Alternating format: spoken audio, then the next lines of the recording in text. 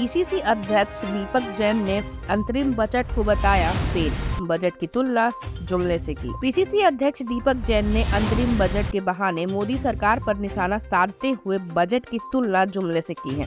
दीपक जैन ने अंतरिम बजट को निराशाजनक बताया। उन्होंने कहा, अंतरिम बजट में केंद्र सरकार ने महंगाई कम करने, बेरोजगारी कम करने के लिए किसी भी प्रकार की घोषणा नहीं की है। जगदलपुर में दीपक बैज ने कहा कि अंतरिम बजट में किसानों, युवाओं और महिलाओं के लिए कोई भी घोषणा नहीं की गई है।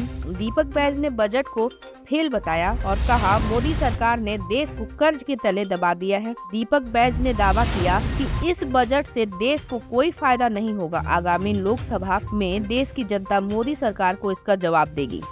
केंद्र की मोदी की सरकार, भारतीय जनता पार्टी की सरकार, अंतरिम बजट पेश हुआ, जहां आने वाला लोकसभा चुनाव है उससे जस्ट पहले का बजट। अगर देखेंगे इस बजट तो पूरी तरह से फेल और निराशाजनक है। इस बजट में महंगाई कम करने के लिए कोई उल्लेख नहीं है। इस बजट में बेरोजगारी कम करने के लिए कोई उल्लेख नहीं है। इस बजट में मतलब युवाओं के लिए कोई उल्लेख नहीं है। इस बजट में माता बहनों के लिए कोई उल्लेख नहीं है। इस बजट में किसानों के लिए कोई उल्लेख नहीं है।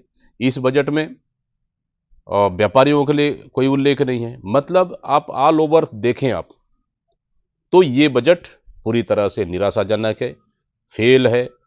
बिल्कुल एक प्रधानमंत्री जिस तरह से भाषण देते हैं, जुमला है। मतलब ये बजट पूरी तरह से भारतीय जनता पार्टी की बजट जुमला है। मोदी सरकार पूरी तरह से देश को कर्जा में डुबा चुका है। इसलिए इस बजट से आने वाला समय में देश को कोई भी फायदा होने वाला नहीं है, बल्कि आने वाला लोकसभा चुनाव में जनता मोदी सरकार को बिल्कुल माकूल जवाब देगी।